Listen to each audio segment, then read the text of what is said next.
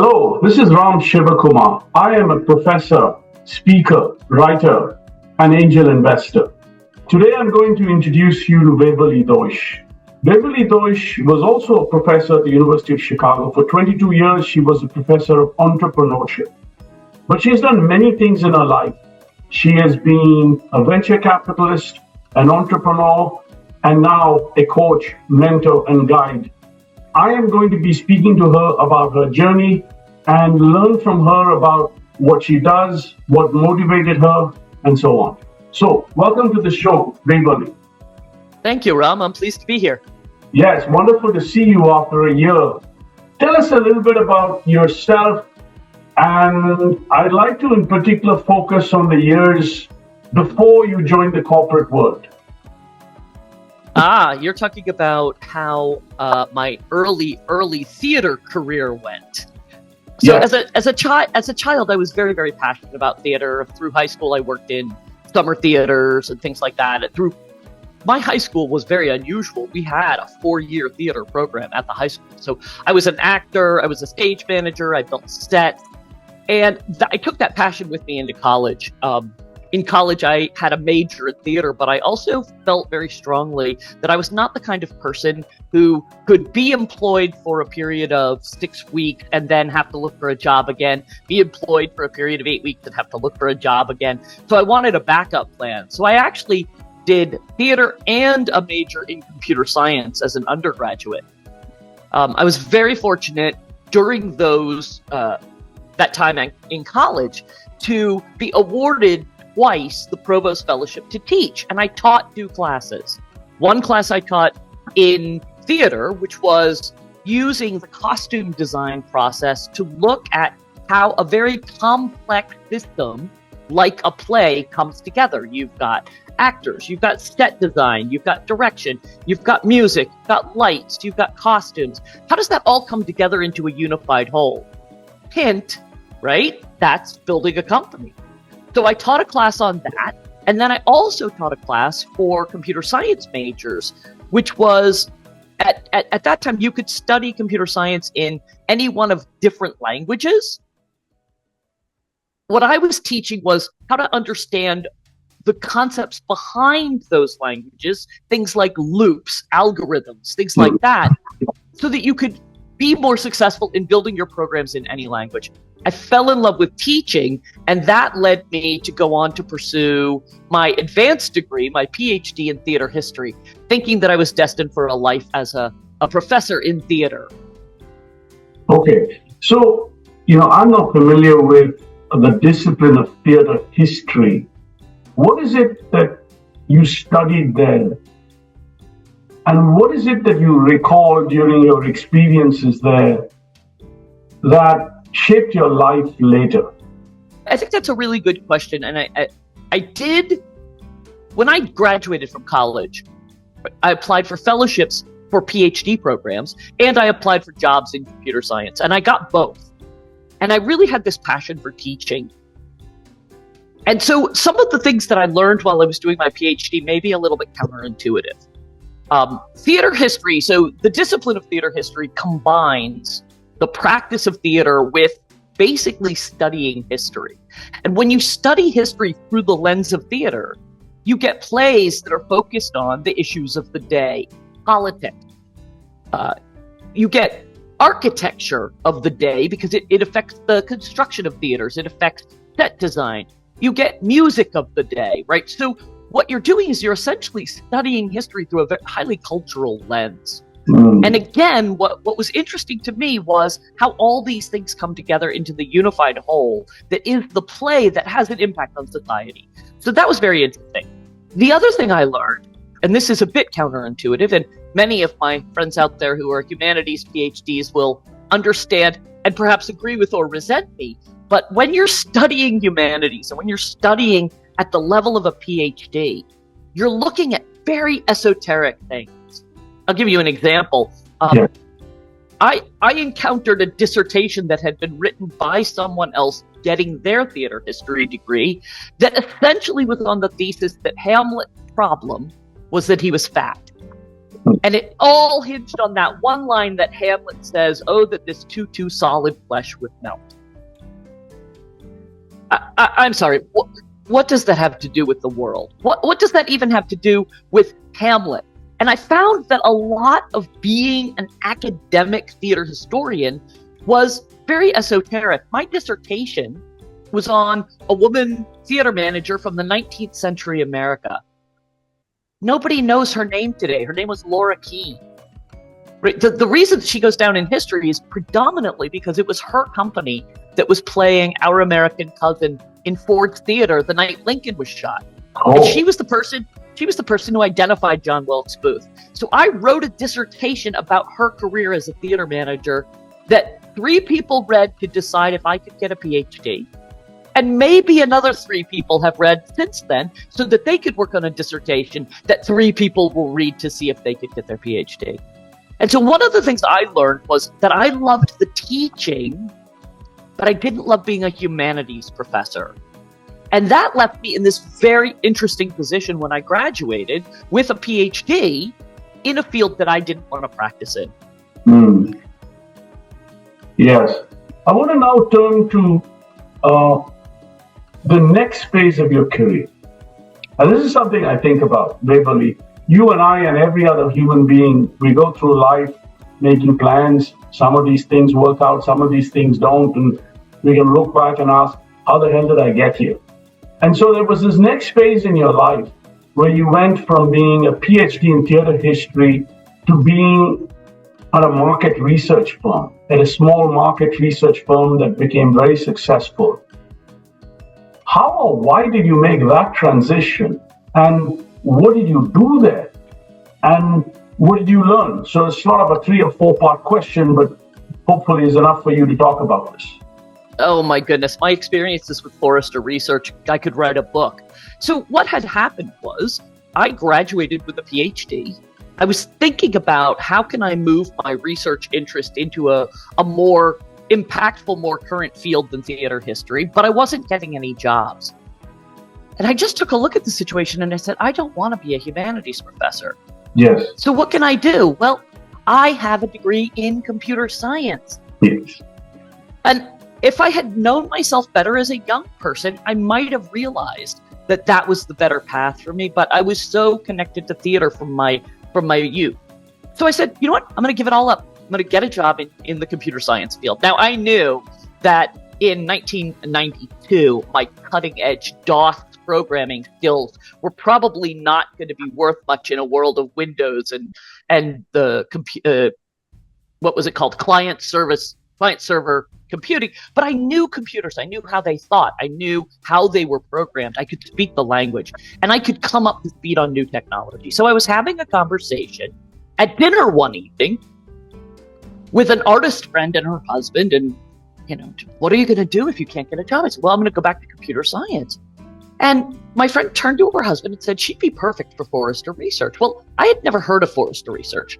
Mostly nobody had. It was under 10 million, local boutique in Cambridge, Massachusetts. And her husband was an analyst there. And they were growing. So they hired me as a research associate. Well, if there's one thing having a PhD proves that you can do, it's research. So I knew the language of computers and I knew research processes, and I became a research associate there. We were less than 20 people at the time that I joined the company. I was employee number 27 and there had been some churn. It was about almost a 10-year-old company, but it was a boutique.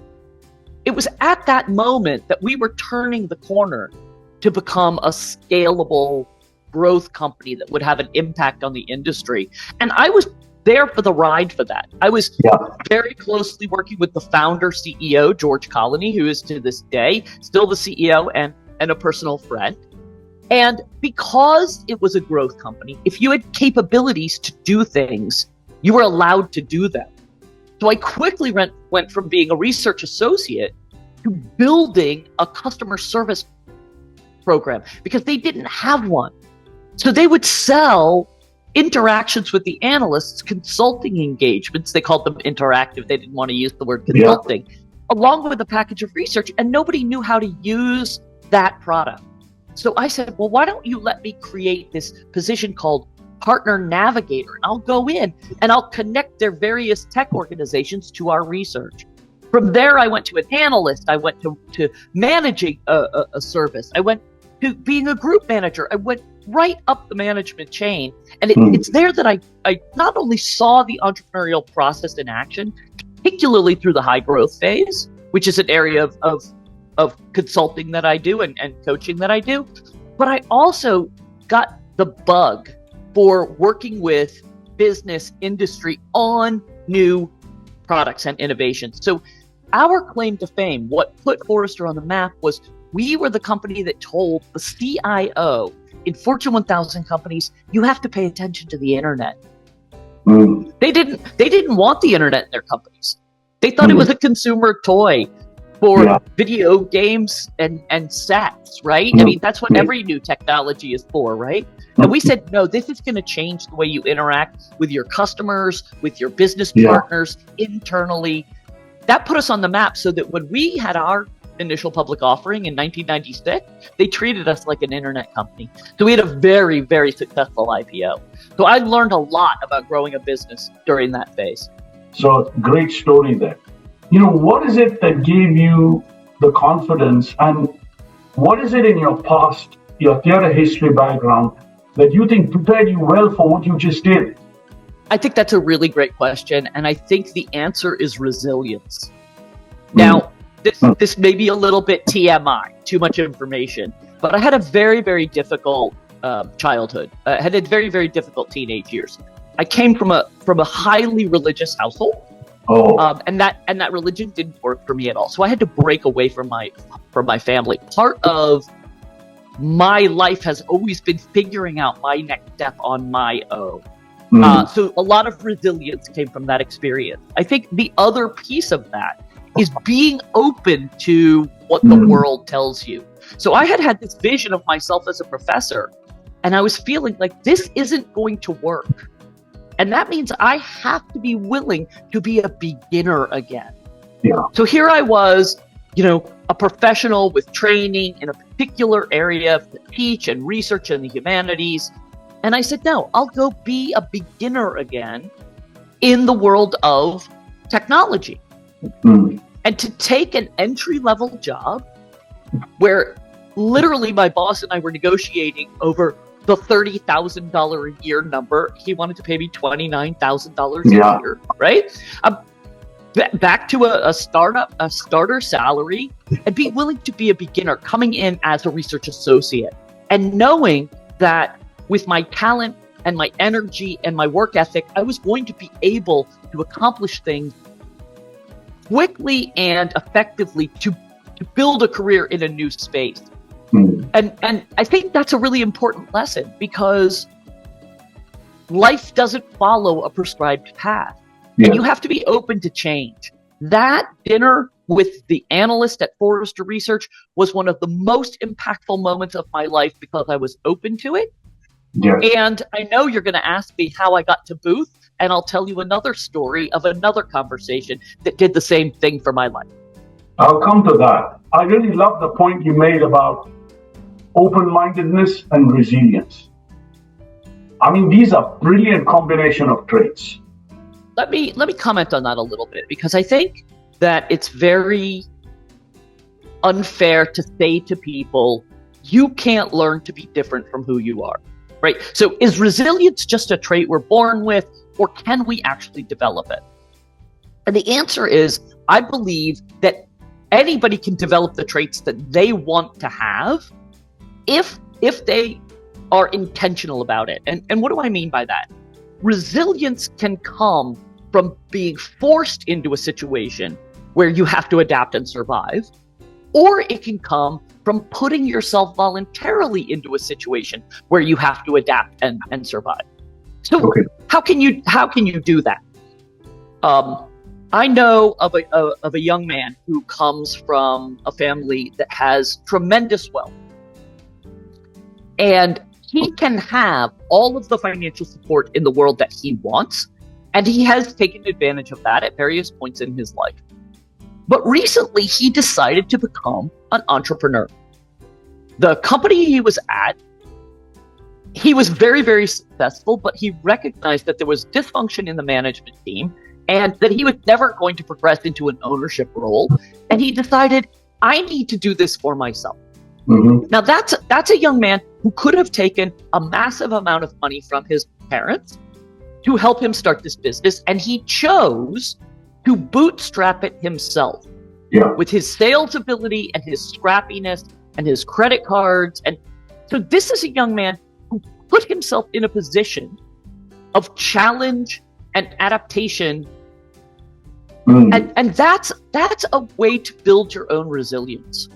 If you're super unhappy in a job, one way to build resilience is to be a beginner again. When you're a beginner again, yes, you take a pay cut, and yes, it's uncomfortable, right? But it's the ultimate in learning opportunity. I talked about the argument over $1,000 extra in my annual salary because I was going to the bottom, right? I was starting at the bottom again. And a willingness to do that opens up a whole new world of possibilities, but it requires you to be flexible and adaptive. And so you say open-mindedness, and I say sort of open to what the world is presenting to you. I think the question of open-mindedness, being willing to be told there might be another way to view that, or you might not know everything that you think, that's a different trait, and that might even be a little bit harder, right? Because we all have so much inherent bias in what we believe fundamentally at our core, from what we grew up with to what we see on media to the information we choose to listen to, the schools that we go to be able to really say, wow, I've built up this world view, and I need to look at that worldview and challenge it. That's a much harder thing. And I think one of the best things you can do for that is get out of the country you live in and go experience another culture. Because nothing will tell you that everything that you've learned in your life can be different. Not wrong, but different than getting into another culture. Great points there, Waverly, on how you build resilience. I want to shift and go forward in your life. After Forrester, you did a few things, but you made this transition to becoming a professor. Tell us that story of how that happened. When I left Forrester, I left for a really good reason. I was high up in management at that point. I was in line for the job of vice president of research, and I knew that job would kill me. Entrepreneurs are brilliant at 0 to 10, but very few of them are able to really scale a business effectively and put processes in place and delegate. And we still had very entrepreneurial management. And I knew that our research organization was chronically oversold and understaffed, and the stress of trying to manage the demands from on high to this organization were going to be very bad for me. And it was the late 90s. So I took some time off, and of course immediately started getting phone calls. Hey, come work for us, come work for us. I literally got calls from investors saying, you're leaving Forrester, this is the internet bubble time. You're leaving Forrester, what's your idea? We've got money to back you. I didn't want to commit to anything, so I committed to everything. I started my own consulting company. Makes sense. And that was my first personal entrepreneurial experience. And I worked with companies ranging from infrastructure, internet technology, to privacy technology, to consumer banking, all different kinds of technologies. I worked with companies that wanted to create an e-commerce practice, all kinds of different companies. And when we had the opportunity, my partner and I, to move to Chicago, I decided, okay, my network's in Boston area. I'll get a real job in Chicago. And I landed at what I call my internet.bomb company. So I went to a company that raised a bunch of money in VC and crashed in 2000 when the market hit the bottom. From there, I bounced to a small investment incubator accelerator before incubators and accelerators were cool. So a little ahead of the curve. And we launched 3 companies, but the crash made it impossible for us to continue raising money. But it was while I was at this little investment firm that the second big conversation of my life happened. I had been asked I had been asked to recruit Ellen Rudnick, who at the time was running the entrepreneurship programs, not the classes, but the programs at the University of Chicago Graduate School of Business, what we now know as Chicago Booth. Yes. Recruit her to our advisory board. So I invited Ellen to lunch, and like any good entrepreneur, she accepted. And we're talking about what my firm did. We're talking about the needs of her students, et cetera, et cetera. And I said to her, you're living my dream. She said, what do you mean? I said, well, my passion was always teaching. That's why I did a PhD. Yes. So I would like to find a way later in my career to somehow teach. And that stuck with her. And later she came back to me. She had invited me to lecture in her class, and we had taken cohorts of her students to work with our portfolio companies and to work in our little VC firm. And so she knew that I had a consulting background, an entrepreneurial background, an education background. She said, you said you wanted to teach. Would you be interested in coming in and teaching this class? And it was called the New Venture Lab. I said, I would love to. And it was just about at that time that my little venture capital company merged with another venture capital company. And I didn't have a job anymore because they didn't need as much operating experience. They wanted more investment experience. So Ellen and I worked together to make my adjunct professorship enough that with some side projects, I wouldn't have to take another job. And that's how I got to the University of Chicago. It's fascinating because if I had applied with a resume, with my theater history background, it would have gone right into the trash. But again, sometimes the universe, fate, karma, luck, whatever word you want to use, right, opens that door, and you just have to be aware that that door is opening and work hard to make it work, because quite frankly, there wasn't really a job for me at the university. So Ellen and I worked to find projects and get me enough income that I could prove my value to the university and become a professor there. So I started as an adjunct in 2001.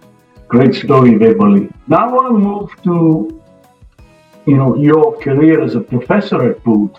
I know you went on to create and teach this course, Building the New Venture. How did that course come about? And I'd like to learn a little bit about your own reflections on that course.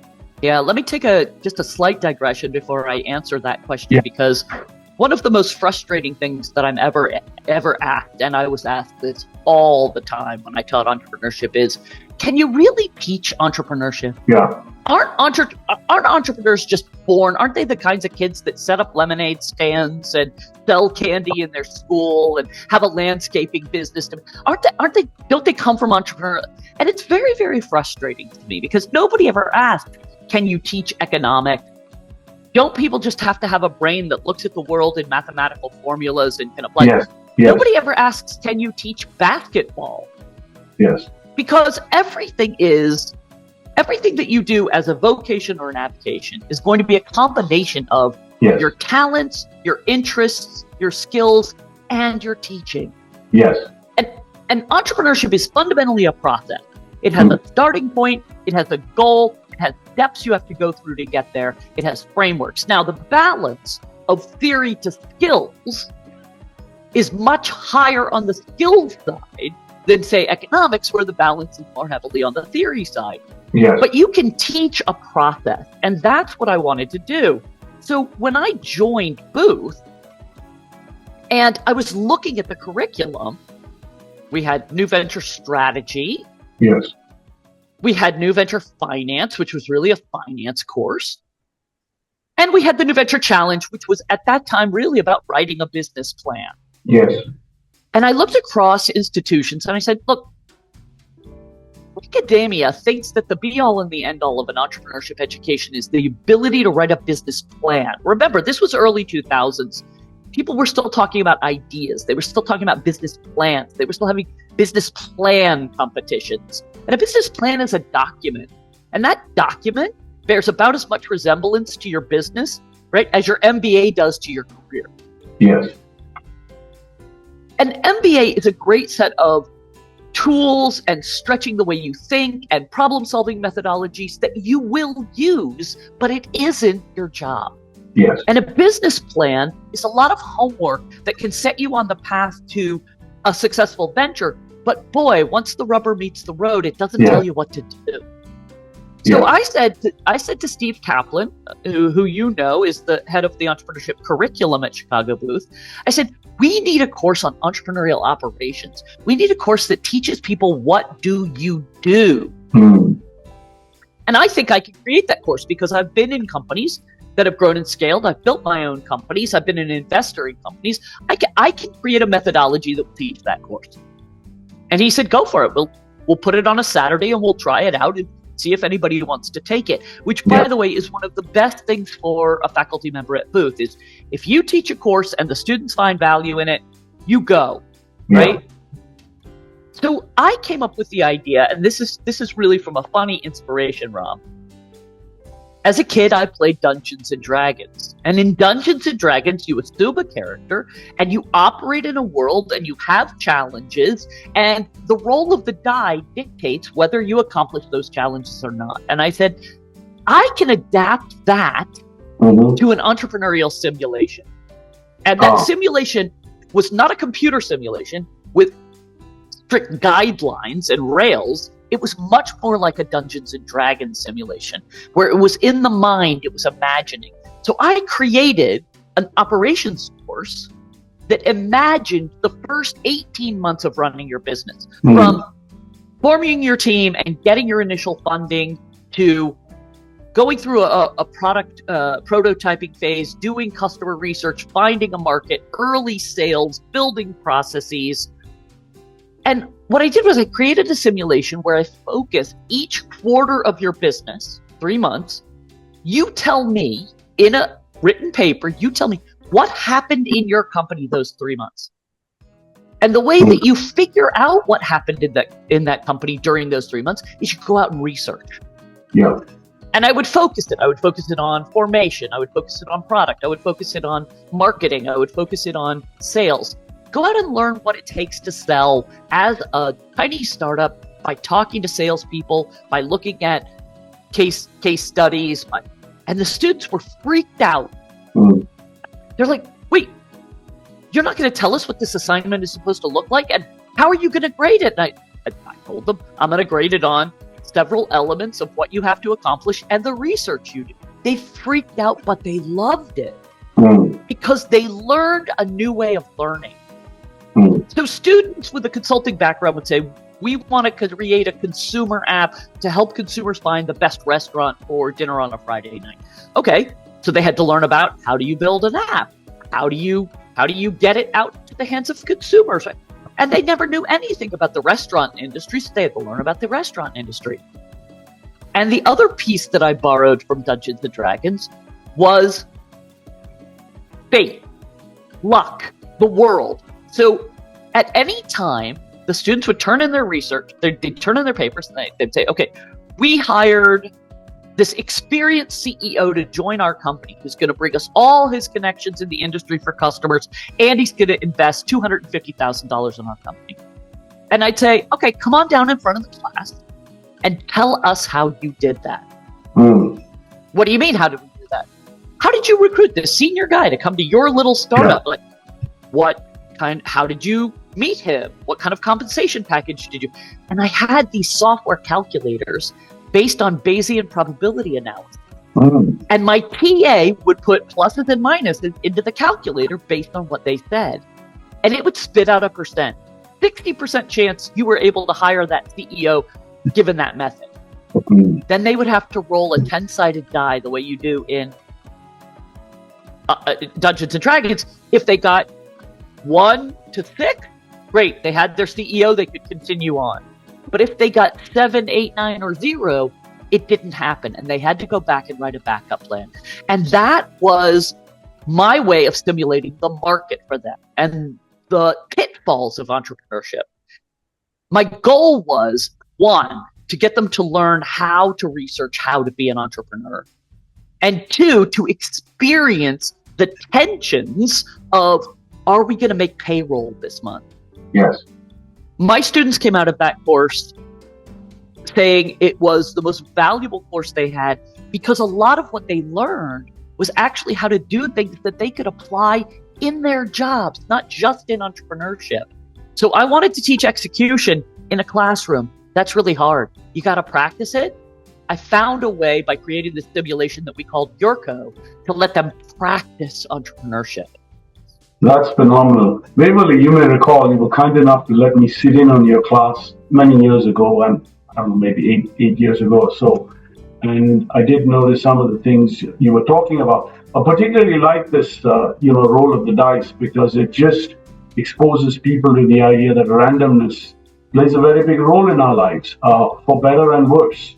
So I love that. I want to ask you, how did your course change over the 20-year period you were teaching it? So I'll answer that in two ways, right? So there are big market trends, and the students are picking up on big market trends. So obviously, as the course evolved, my students went from starting internet sites to apps, to crypto companies, to fintech companies, to AI companies. And one of the most amazing things for me was the incredible learning experience that provided.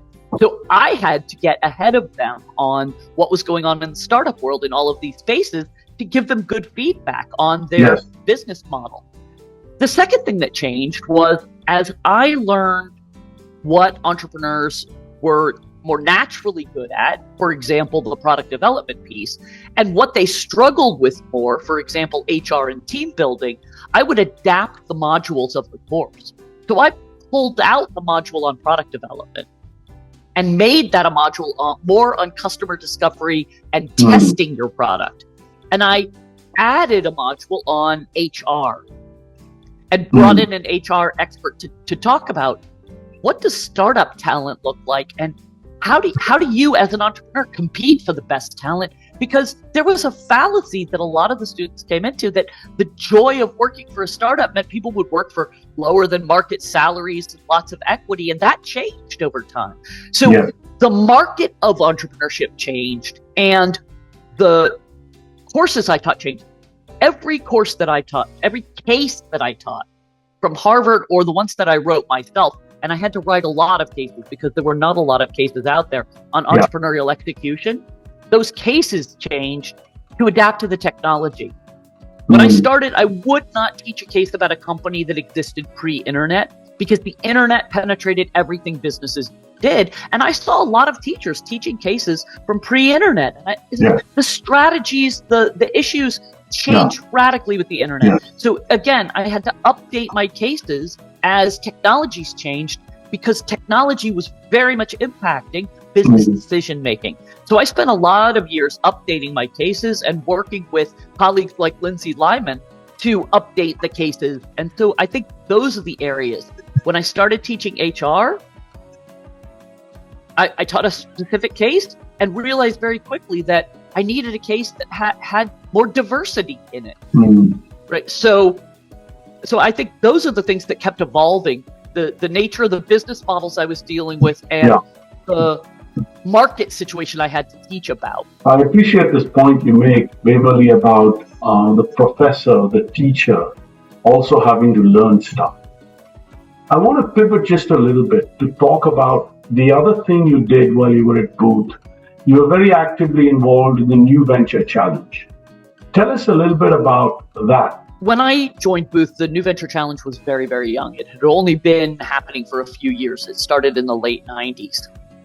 And it was taught by Steve Kaplan, who is a financial PhD. He's a finance professor with an interest and a passion for venture capital. And that's why he supported entrepreneurship at the University of Chicago. And it was taught by Ellen Rudnick, who is a healthcare entrepreneur with a lot of success. So we had these two folks teaching the New Venture Challenge with their backgrounds. And I came in, and presentations by the students, it was a business plan competition.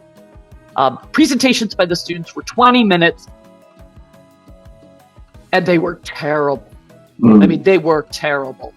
They would ramble. They would not get to the point of a business. And I can just remember Steve Kaplan saying, "Tell me something that nobody else can tell me. Tell me something about your business." So I came in as a coach from the operational side, from the practitioner side, but also from the public speaking side, Mm. right? I had been trained in theater, and at Forrester, I had been a public speaker and trained in public speaking. And I had a long history of public speaking. Students were being asked to present their businesses, and they were given no help on the public speaking side, how to craft a presentation, how to deliver a presentation. So very quickly, my role was as the presentation coach. And I created a presentation on how to present that combined public speaking lessons, tell them what you're going to tell them what you told them, structure, what slides need to look like, with pitching specifically to the audience of investors, because I had been one, right? Yes. Yes. And that fundamentally changed the quality, not only of the presentations, but the quality of the businesses. Because to put together a good story about your business, you actually have to develop a deeper understanding of your business. Yes. So I became a full-time coach for the New Venture Challenge, working with them first on their business model so that they would have a reasonable story to tell investors. Forget the document, forget the plan. I don't want a table of contents, problem, solution, market. I want a story of a business that can be built, working with them there, and then helping them create really compelling pitches that could deliver that. And I have to say, in the first few years, it was very gratifying because I would be with the judges of the New Venture Challenge. These students are getting markedly better at telling their story. These businesses are getting better. And I knew part of that was from the coaching that I was bringing, right, to the way the students approached the development of the story. In other words, the business model, and the way they were actually delivering it. And I think Steve will tell you the quality of our businesses and the quality of our presentations just kept increasing. I also was a bit of an influence behind the scenes, saying, "You don't need 20 minutes to talk about this, but let's give up more time for interaction with the judges." Steve and Ellen brought it down to 15. They brought it down to 12. They eventually brought it down to 10 minutes, which I think in what we have, which is a half an hour structure of 10 minutes of you get to talk and tell your story, which, by the way, doesn't happen in the real world. It has to be an interactive conversation. But you get 10 minutes to get your story out there. That leaves us 15, 20 minutes for you to actually interact with the judges. That's come down to about 12 to 15 minutes based on the number of teams presenting each time. But the students have gotten much tighter and crisper at telling what is actually a story about a business, not a plan. I want to pivot a little bit to something else you have done, Waverly. You've taught around the world. You taught for both in Hong Kong, Singapore, London, and perhaps many other places. But one place you've taught is India. Many of my viewers are in India. Can you tell us a little bit about your experiences teaching and working with Indian entrepreneurs? I think that my work in India was some of the most impactful for me personally that I did, because I've spent a lot of time in Europe, and Europe feels, from a business perspective, very much like the US in many, many ways. But Hong Kong, China, Beijing feel very different. India feel very different. The energy there is amazing. And what India is a study in contrast. So lots and lots of small businesses, and then a few that are rapidly scaling big businesses, and very little in between. And so the question of scaling a small business to a big business, I think, is a very important one for venture capitalists and academics in India to be thinking about, right? There's a lot of innovation at the small level. How do you actually support that in becoming big? Also, India is just a fascinating country from the perspective of the business it brings to the world. So I'm working with, through the GNVC, a team of folks who are working on a technology to improve shrimp farming, because India is the largest shrimp exporter in the world, right? So it's not just the tech industry that everybody hears about in the US. India is as diverse and rich a country from its innovation as the United States. I think a lot of people don't know that. I think one of the biggest challenges that I found for entrepreneurs in India is the sales process. Culturally, In the US, it's easy to get to know. It's harder in Asia. It's much harder in China. It's much harder in India to get to know. The answer, no, we are not going to buy this product. And the problem for entrepreneurs is when customers continue to say, well, this is interesting, and we might be interested in this, and let's talk again, is you're devoting a lot of resources to an account that account already knows is never going to happen. But there's a cultural difficulty in getting to the answer no. And one of the things that I learned, that I worked a lot with my international entrepreneurs, is teach me what's unique about your culture, your country, your laws. In India, it is a very important decision for an entrepreneur to make is, am I going to be a business in India, which means I can do business the way business is done in India. I can grease the wheels to move things along faster, which is common practice. Or am I going to be a business that has international customers? I worked with a pharmaceutical contract manufacturer who absolutely could not do that. He could not use those techniques because his international customers would audit financials to make sure that his business practices complied with the laws in their country. And so there are subtleties like that I had to learn from my students to better coach entrepreneurs in those areas. But I fell in love with India. I think it's a fabulous, fabulous country. Well, thank you for that story, Waverly. I mean, I think that there's so much we can also all learn from varied experiences, the point you made earlier. And even though I was born in India, I grew up in India, I have to say that even most Indians don't know India.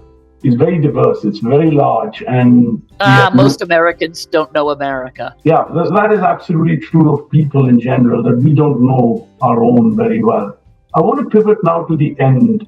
Who is that one person who you think has had the greatest influence in your life, and how? This is a question that you get asked in high school. Who is your hero? Write a paper on your hero. You get asked this question all through your life, and I've always struggled with it because at different moments in time, different people were having massive influence on my life, but that influence ended. I learned those lessons. So my college guidance counselor is the reason that I studied computer science, which changed the trajectory of my life. George Colony, the founder of Forrester Research, was the entrepreneur that I learned the most from individually that made me the entrepreneurship professor that I am. Ellen Rudnick is the greatest mentor and friend that I could ever have asked for. Huge influence on my later career. So I would say that I have always had fabulous mentors. But I think a mentor and an influence maybe is time bounded. That's how I would answer that question. Well, that's a wonderful answer. I love the idea about time bound. At different points in our life, different people have an influence on us. And it's great that first that you've had these mentors. And second, I know that you are a mentor to many people. I want to close again with advice that you would give young people in America today. I don't think it will come as any surprise to you, after listening to this conversation, that one of the pieces of advice I give to young people continuously is that life is going to take you in so many different directions you can't know. And young people put so much burden on themselves to make the right decision. If I choose the wrong college, if I take the wrong job, and they put so much stress on themselves. And I say to them, there is no wrong decision. Any college you choose, you're going to get the education that you make of it, and you're going to have a great life. If your next job doesn't serve your needs or isn't a fit, there will be a job after that. I say to young people, try to de-stress this. I have to be on the right path. And I would say to young parents, stop with we have to get our child into the perfect preschool or they won't get accepted into the perfect private school and they won't be able to go to Harvard. Stop. You're putting so much stress on your kids that there is only one right path. And as you can plainly see from my story, there is not just one right path. I didn't go to Harvard. I didn't go to Yale. I went to the University of Pittsburgh. The University of Pittsburgh is a perfectly good school. It's in the top 100 ranked schools. I got a great education. It set me up for life. I didn't take the perfect job when I left my PhD. Life is a process and it's going to change. And the more energy you put into taking advantage of the direction you go and the less stress you put on yourself about having to make that one right decision, the easier it's going to be to find a path that makes you really happy. That's the advice I give to young people. These young people they put so much stress on themselves. Ram, I'll just close with this. I'll just tell you this story. I, on several occasions, had young college Booth students coming into my office crying. "You've ruined my life, Professor." How did I ruin your life? I came to Booth knowing that I wanted to go into consulting and be part of one of the big four. And then I found entrepreneurship. And now I love entrepreneurship and my life is ruined. No, your life is opened. Go do entrepreneurship. And if you want to go to consulting later, you can go to consulting later. Right? So that stress of I have to have the right answer, the right path, so much of a burden on young people. Waverly, I want to thank you for spending an hour with me and sharing with me and with everyone your story. In fact, in 1 hour, your career and important moments in your career, the things you've learned, and the things you've taught others as well. Fantastic story. I can see why you've been an inspiration to tens of students. Thank you, Rama. It was a lovely conversation.